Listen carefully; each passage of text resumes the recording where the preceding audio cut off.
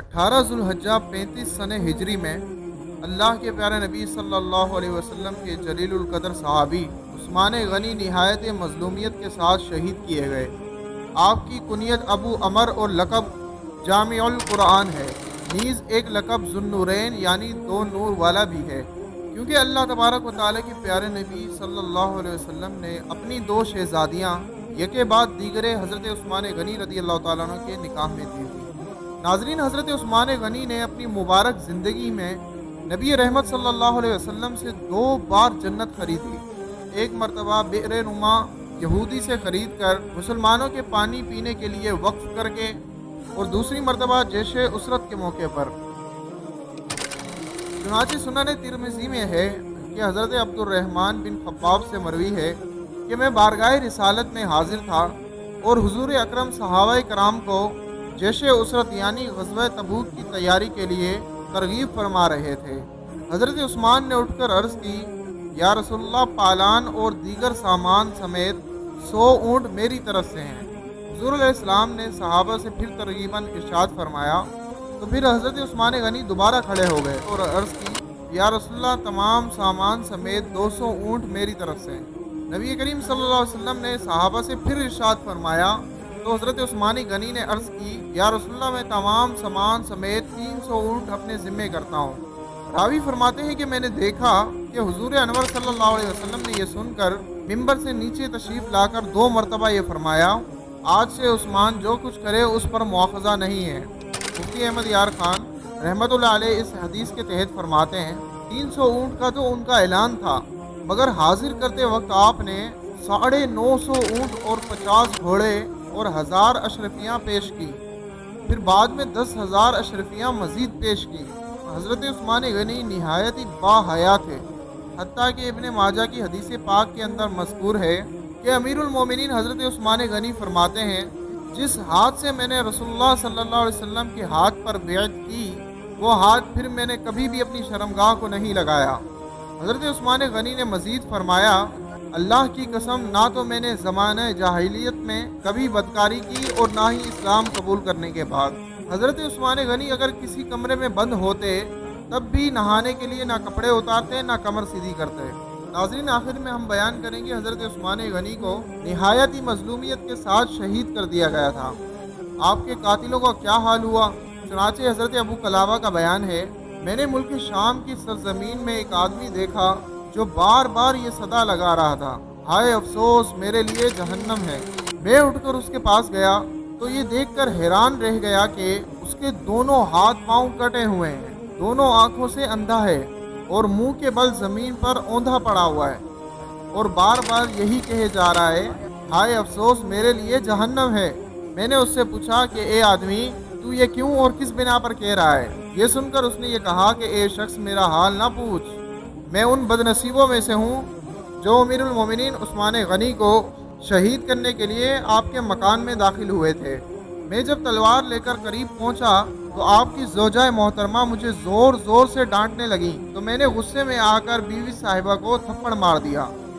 ये देखकर हज़रत उस्मान ने ये दुआ मांगी, अल्लाह तेरे दोनों हाथ और दोनों पाँव काटे, तुझे अंधा करे और तुझको जहन्नम में झोंक दे। एक शख्स अमीरुल मोमिनीन का पुरजलाल चेहरा देखकर और उनकी ये दुआ सुनकर मेरे बदन का हर रोंगटा खड़ा हो गया और मैं खौफ से कांपता हुआ वहाँ से भाग गया। मैं अमीरुल मोमिनीन की 4 दुआओं में से 3 की जद में तो आ चुका हूँ। तुम देख ही रहे हो कि मेरे दोनों हाथ पाँव कट चुके हैं और आंखें भी अंधी हो चुकी हैं। अफसोस कि मेरा अब सिर्फ जहन्नम में जाना बाकी रह गया है। इसी तरह हज़रत अब्दुल्ला बिन सलाम फरमाते हैं कि जिन दिनों बागियों ने हज़रत उस्मान के मकान का मुहासरा किया हुआ था, उनके घर में एक पानी की बूंद तक नहीं जाने दी जा रही थी और हज़रत उस्मान गनी प्यास की शिद्दत से तड़पते रहते। मैं मुलाकात के लिए हाजिर हुआ तो आप उस दिन रोज़ेदार थे। मुझे देखकर ये फरमाया कि ए अब्दुल्ला बिन सलाम, कि मैंने आज रात नबी रहमत सल्लल्लाहु अलैहि वसल्लम को इस रोशनदान में देखा। आपने मुझे इरशाद फरमाया, ए उस्मान, इन लोगों ने पानी बंद करके प्यास से बेकरार कर दिया है। मैंने अर्ज़ की, जी या रसूलल्लाह, तो फ़ौरन ही आपने एक डोल मेरी तरफ लटका दिया जो पानी से भरा हुआ था।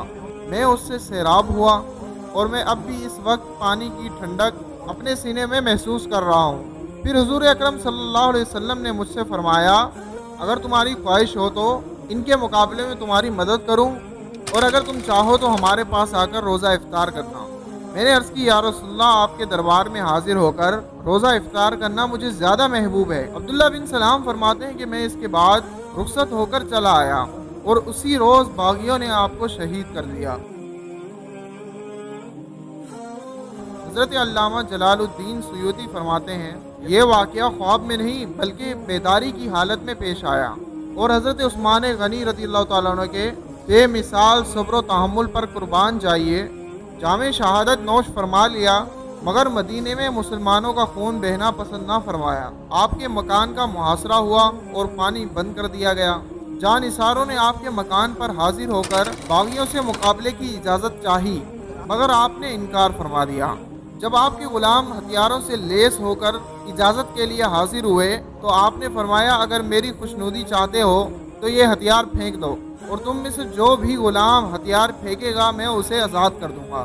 اللہ کی قسم خون ریزی سے پہلے میرا قتل ہو جانا مجھے زیادہ محبوب ہے اس بات کے کہ خون ریزی کے بعد قتل کیا جاؤں، یعنی میری شہادت لکھ دی گئی ہے اور حضور علیہ السلام نے مجھے اس کی بشارت بھی دے دی ہے، اگر تم نے جنگ کی تو بھی میری شہادت ہو کر رہے گی۔ ناظرین، حضرت علی حضرت عثمان غنی سے بے حد محبت کرتے تھے۔ حالات کی نازکی کی دیکھ کر آپ نے اپنے دونوں شہزادوں حضرت امام حسن اور امام حسین سے فرمایا تم اپنی تلواریں لے کر حضرت عثمان کے دروازے پر جاؤ اور پہرا دو۔ قضائے الہی جب غالب آئی تو حضرت عثمان غنی کی شہادت ہو گئی تو مولا علی کو سخت صدمہ ہوا اور آپ نے انا للہ و انا الیہ راجعون پڑھا۔ ناظرین، صحابہ کرام علیہم رضوان سے بغض و عداوت رکھنا دنیا و آخرت میں نقصان کا سبب ہے۔ چنانچہ حضرت عبد الرحمن جامی فرماتے ہیں 3 افراد یمن کے سفر پر نکلے، ان میں سے ایک کوفی تھا جو حضرت ابوبکر صدیق اور عمر فاروق کا گستاخ تھا۔ اسے سمجھایا گیا لیکن وہ باز نہ آیا۔ جب یہ تینوں یمن کے قریب پہنچے تو ایک جگہ قیام کیا اور سو گئے۔ جب کوچ کا وقت آیا تو ان میں سے 2 نے اٹھ کر وضو کیا، پھر اس گستاخ کو جگایا۔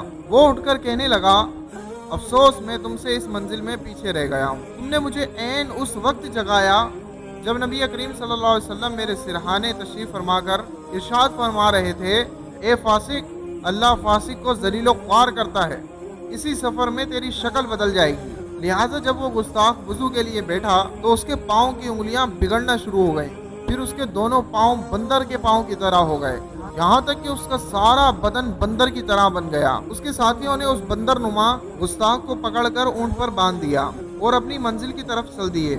غروب آفتاب کے وقت وہ ایسے جنگل میں پہنچے جہاں کچھ بندر جمع تھے۔ جب اس نے انہیں دیکھا تو بےتاب ہو کر رسی چھڑائی اور ان میں جا ملا۔ پھر سبھی بندر ان دونوں کے قریب آئے تو یہ خوف زدہ ہو گئے، مگر انہوں نے ان دونوں کو کوئی اذیت نہ دی، اور وہ بندر نما گستاخ ان دونوں کے پاس جا بیٹھا اور انہیں دیکھ کر آنسو بہاتا رہا۔ 1 گھنٹے بعد جب وہ بندر واپس گئے تو وہ بھی ان کے ساتھ ہی چلا گیا۔ اب دیکھیے کہ کسی کو اس دنیا میں بھی سزا دے کر لوگوں کے لیے عبرت کا نمونہ بنا دیا جاتا ہے۔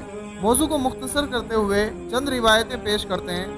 اسی طرح روایت ہے کہ آپ کا جنازہ مبارکہ چند جانثار رات کی تاریکی میں اٹھا کر جنت البقیع پہنچے۔ ابھی قبر شریف کھود رہے تھے کہ اچانک سواروں کی ایک بہت بڑی تعداد جنت البقیع میں داخل ہوئی۔ ان کو دیکھ کر یہ حضرات خوف زدہ ہو گئے۔ سواروں نے بآواز بلند کہا آپ حضرات بالکل مت ڈریے، ہم بھی ان کی تدفین میں شرکت کرنے آئے ہیں۔ یہ آواز سن کر لوگوں کا خوف دور ہو گیا اور اطمینان کے ساتھ حضرت عثمان کی تدفین کی گئی۔ قبرستان سے لوٹ کر ان صحابیوں نے قسم کھا کر لوگوں سے کہا کہ یقیناً یہ فرشتوں کا گروہ تھا۔ ناظرین، آخری حدیث پاک پر موضوع کا اختتام کرتے ہیں کہ نبی کریم صلی اللہ علیہ وسلم نے فرمایا کہ اللہ پاک نے مجھے وحی فرمائی کہ میں اپنی 2 بیٹیوں کا نکاح حضرت عثمان سے کر دوں، اور ایک حدیث پاک میں آیا اگر میری 100 بیٹیاں ہوتی ان میں سے ایک کی وفات ہوتی تو میں دوسری حضرت عثمان غنی کے نکاح میں دے دیتا، اس کا انتقال ہوتا تو میں تیسری حضرت عثمان کے نکاح میں دے دیتا، یہاں تک کہ میں اپنی 100 شہزادیاں ایک ایک کر کے حضرت عثمان کے نکاح میں دے دیتا۔ آخر میں اللہ پاک سے دعا ہے کہ ہمیں تمام صحابہ کرام علیہ رضوان سے محبت کرنے کی توفیق عطا فرمائے اور عید غدیر منانے والے بے وقوفوں کو ہدایت نصیب فرمائے۔ اللہ تبارک و تعالی حضرت عثمان غنی کی مزار پر انوار پر اپنی کروڑوں رحمتوں کا نزول فرمائے، آمین۔ اور اگر آپ کو یہ ویڈیو تھوڑی سی بھی پسند آئی ہو تو اسے لائک اور شیئر کرنا نہ بھولیے گا، اور اگر ابھی تک آپ نے ہمارے چینل کو سبسکرائب نہیں کیا تو اسے لازمی سبسکرائب کر دیجیے گا۔ اللہ حافظ۔